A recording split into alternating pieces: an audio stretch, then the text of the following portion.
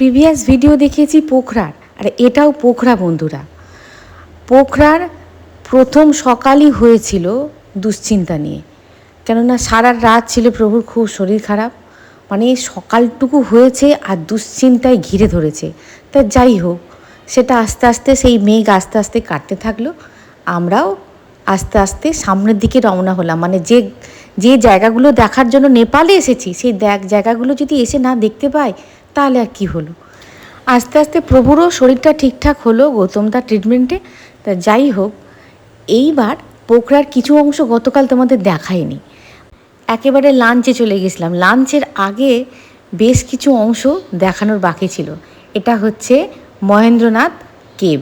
রাজা মহেন্দ্রনাথের নাম অনুসারে, মানে রাজা মহেন্দ্রনাথই এই গুহাটা তৈরি করেছিলেন শত্রুপক্ষের হাত থেকে নিজেদেরকে রক্ষা করার জন্য। বেশ কিছু সৈনিককে এখানে মজুত করে উনি রাখতেন। যখন শত্রুপক্ষরা মানে বাইরের রাজ্য থেকে আক্রমণ করত, তখন উনি এই কেভটাকে তৈরি করেছিলেন। তা কেভের মধ্যে অনেক দেবদেবীও আছে, এবং কেভের মধ্যে একটা সুড়ঙ্গ আছে, যেই সুড়ঙ্গ হচ্ছে ধর্মদ্বার বলে এখানকার লোকেরা।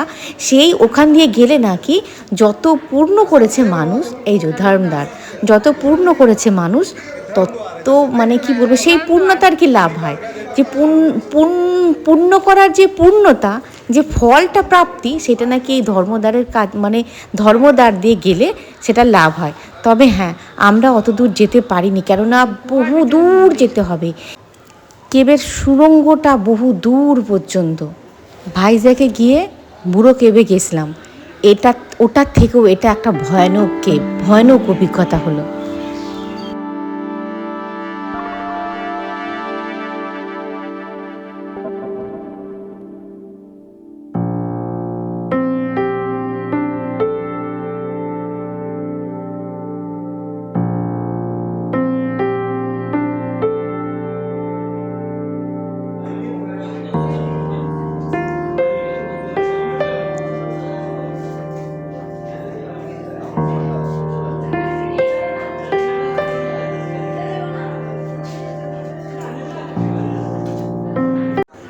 এখানেও মঞ্জুরুদি আর সিকিম দাদা যেতে পারিনি, মানে ওই কেবের মধ্যে ঢুকতে পারিনি, কেননা অনেক মানে এবড়ো খেবড়ো জায়গা ছিল কেবের মধ্যে।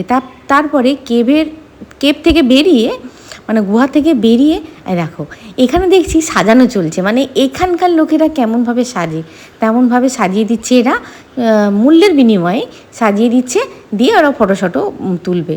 তা আমি নিজে না সাজি, দেখে নাও কেমনভাবে এখানকার লোকেরা সাজে, মানে এখানকার ড্রেসই হচ্ছে এইটা বলতে পারো। তবে হ্যাঁ, আধুনিকতার ছোঁয়ায় হয়তো ড্রেসের পরিবর্তন হয়েছে, নিজেদেরকে অনেক হালকা রাখার জন্য অনেক হালকা ড্রেস পরে, বা নতুন ট্র্যাডিশনাল ড্রেস পরে, কিন্তু মূলত এটাই এদের ড্রেস।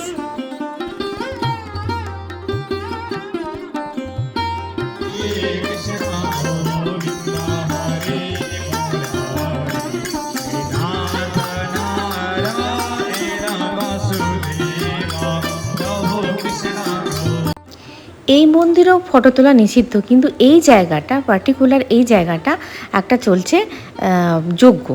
তা এখানে কি বলো তো, এখানে এই মন্দিরের বিশেষত্ব হচ্ছে কি, মানে নারায়ণ নাগ পাশে শুয়ে আছেন। তা সেটা তো তুলতে দিল না, ফটো তুলতে দিল না, তোমাদেরকে দেখাতে পারলাম না। তাই এই যজ্ঞ চলছে, তা যজ্ঞে আমি সামিল হলাম, যেহেতু অন্যান্যরা এখনও এসে পৌঁছায়নি, আমি যজ্ঞে সামিল হলাম। মানে এই যজ্ঞটা দিয়েছে পার্টিকুলার একটা পরিবার। তা আমাকে যখন হাত নেড়ে আমন্ত্রণ জানালো, আমি তখন আর নিজেকে কন্ট্রোল করতে পারলাম না, একটু ঠাকুরের নাম গান করলাম, একটু প্রসাদ দিল, খেলাম, ওদের জন্য একটুখানি নিয়ে গেলাম। আর এখানে দেখো এত সুন্দর, মানে এরা এত মিশুকে একটু খাওয়ার জন্য, দেখো এত মিশুকে পায়রাগুলো, আর সাদা পায়রাগুলো উড়ে গেল কোথায়। ভেবেছিলাম একটাকে ধরে একটু আদর করবো, ব্যাটাটা ধরাই দিল না হাতে।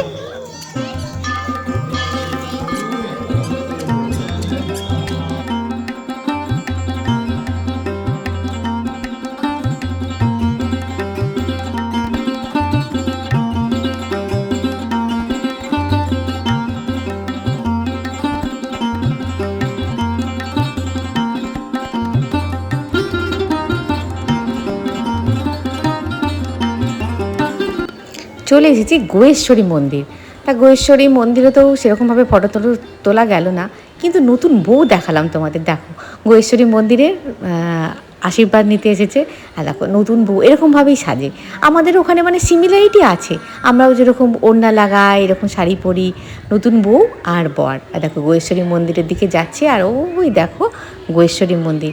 গোয়েশ্বরী মন্দিরের কিন্তু একটা আদ্যাপীঠের মধ্যেই পড়ে। যাই হোক, নতুন বউ বর কেমন সাজে তোমাদেরকে দেখিয়ে দিলাম, ওরাও লজ্জা পাচ্ছে। আর আমি তো ফটো তুলতে আমি না, ভিডিও তো আমি করবই, হ্যাঁ যে যা বলে বলুক, ভিডিও তো আমি করবই। এখানকার কিন্তু বরকে বউকে এমনই দেখতে হয়।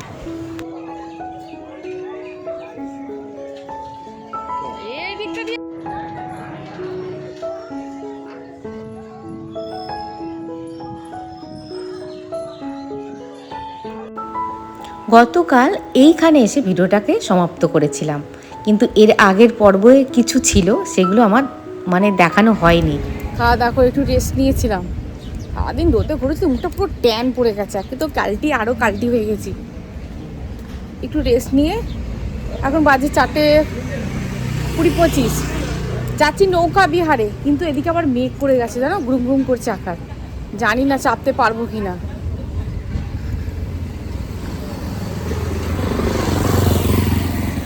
আর সিকিম দাদারও শরীরটা খুব খারাপ, মঞ্জুরিদিরও শরীরটা খুব খারাপ, ওরা বেরোতে পারেনি।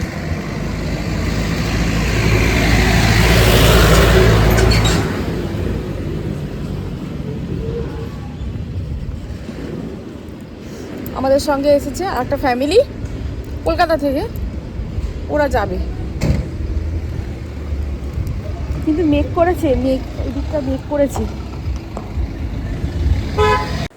কলকাতা থেকে একটা ফ্যামিলি এসেছে, যেটা আমাদের গ্রুপের সঙ্গে আছে, গৌতমদার স্ত্রী।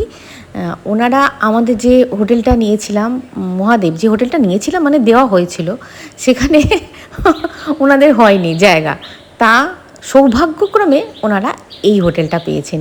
ভীষণ সুন্দর হোটেল, ইচ্ছা ছিল হোটেলটা তোমাদের ঘুরে দেখাবো, কিন্তু সেই সময়টুকু পেলাম না ভাই।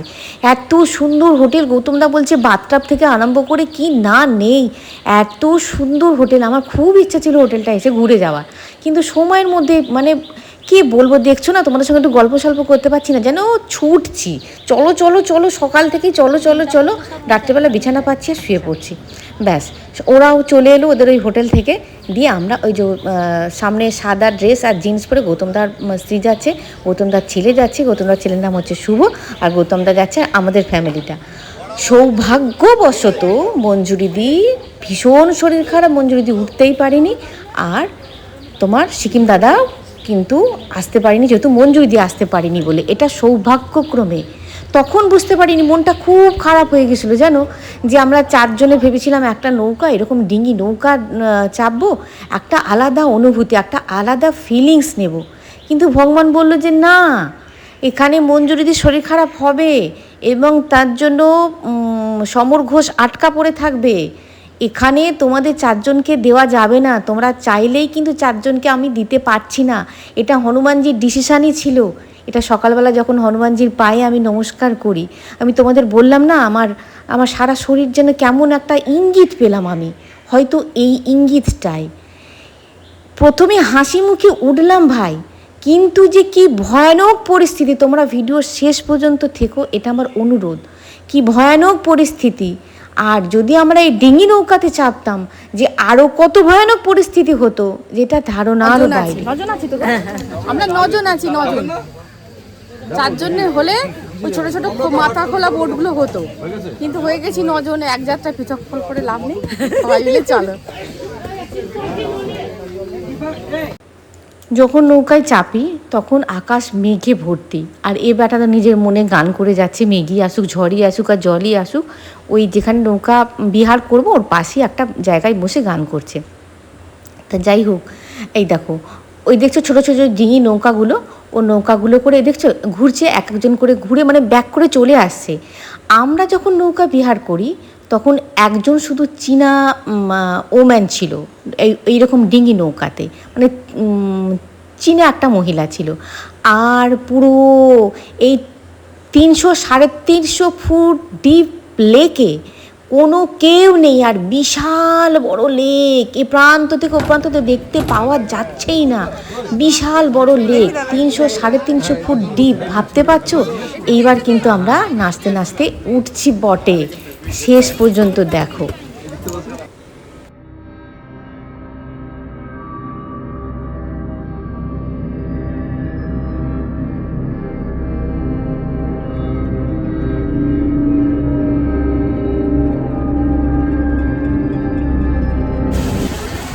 আমাদের মতন যত নৌকা ছিল, যত ডিঙি নৌকা ছিল, সবাই কিন্তু গন্তব্যে ফিরে গেছে, ডেস্টিনেশনে ফিরে গেছে, শুধু আমরাই আছি।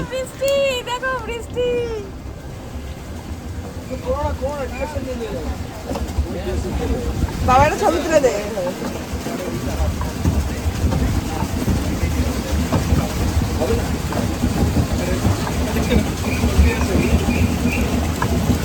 এখনই ব্যথা গেল।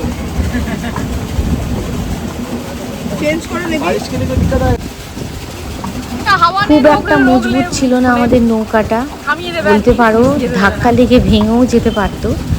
আর একদম কি বলবো, রোগা পাতলা চিমড়ে দুর্বল একটা মানে যে নৌকা চালক ছিল সে ছিল। এই যে গৌতম দা, শুভ, প্রভু সবাই মিলেই কিন্তু প্যাডেল করে নৌকাটাকে নিয়ে যাওয়া হচ্ছে। কারোর মুখে হাসি নেই, প্রচণ্ড পরিমাণে মেঘ, দেখেছো কোনো নৌকা নেই। এইবার কিন্তু মাঝি বুঝতে পেরে গেছে নৌকাকে নোঙর করতে হবে, কেননা প্রচণ্ড পরিমাণে ঝড় উঠে গেছে।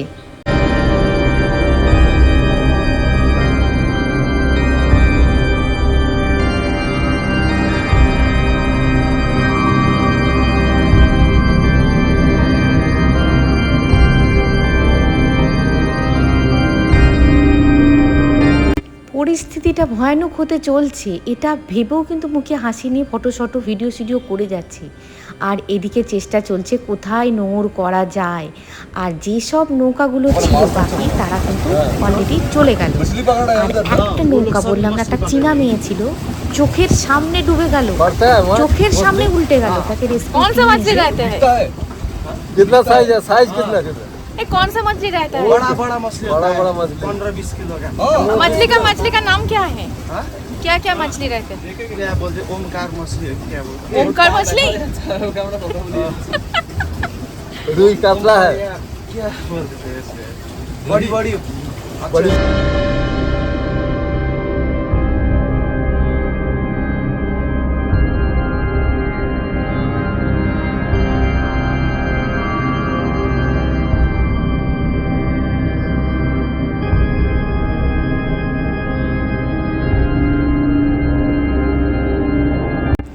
মাঝি পরিস্থিতি বুঝেই গেছে যে নৌকা আর এক বিন্দু এগোনো যাবে না, কেননা ঝড় বাড়ছে, বৃষ্টিও বাড়ছে, এইখানেই যেভাবেই হোক নোঙর করতে হবে। আর দেখো ডিপ এইখানেই প্রায় বলছে 250 ফুট ডিপ, এই একদম ধারে। আর দেখো দেখেছো ঝড় উঠে গেছে, কিন্তু বৃষ্টিও জোরে আসছে। এইবার নোঙর করতে হবে যেভাবে হোক, মানে জলের ডিপ 300-350-400 ফুট, আর যেখানে নোঙর করবে সেইখানে হচ্ছে পাহাড়। না হয় পাহাড়ে ওঠো, না হয় জলে ডুবে মরো, দুটো অপশান আছে।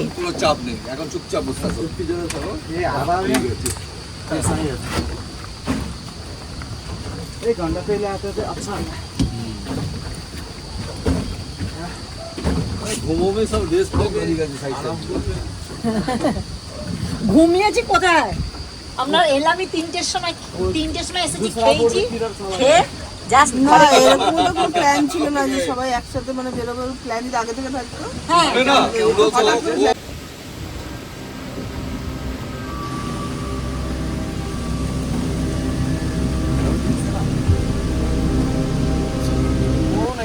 আমাদের ফ্যামিলির এতগুলো প্রাণকে বাঁচানোর জন্য এই যে দড়িটা বাঁধা হয়েছে একদম শক্তপোক্ত নয়, এই দড়িটুকুই ভরসা।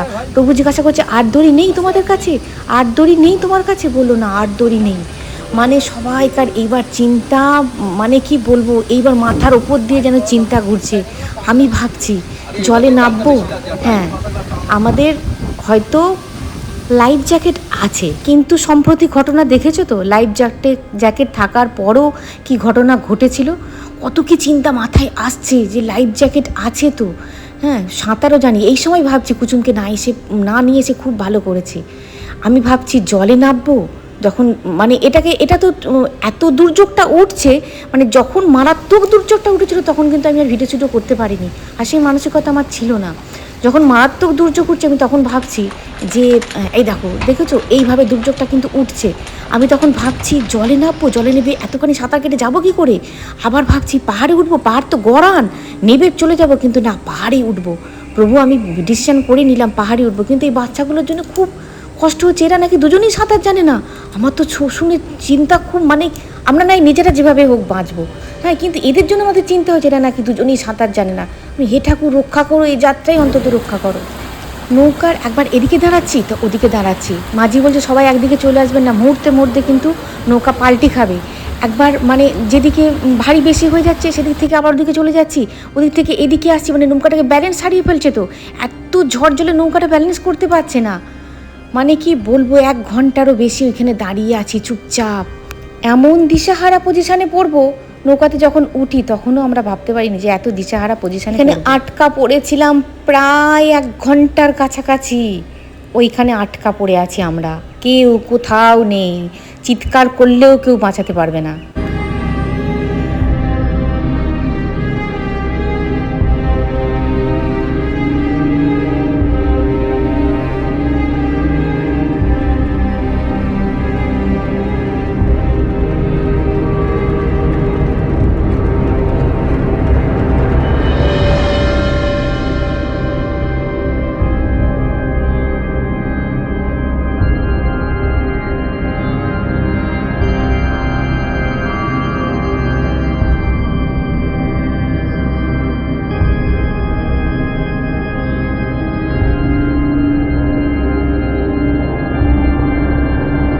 অবশেষে যুদ্ধ জয় করে আমরা ফিরছি আমাদের হোটেলের দিকে।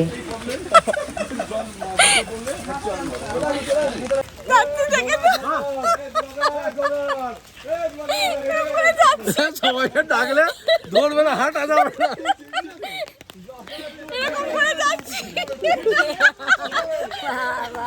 তুমি ঠিক করে যাচ্ছ। এটা ধরে এই কোনটা ধরে কোনটা, তুই এই দিকে চলে এসো। একটু আগাও আমার কাছে। ওই তো ভাইপো আগাতে বলেছি বাবু টুনি সামনের দিকে চলো। হ্যাঁ, এই ট্রেন করে যাচ্ছি আমরা। কোন ঝিকঝিক বলো। এটা কিন্তু আমার কনসেপ্ট।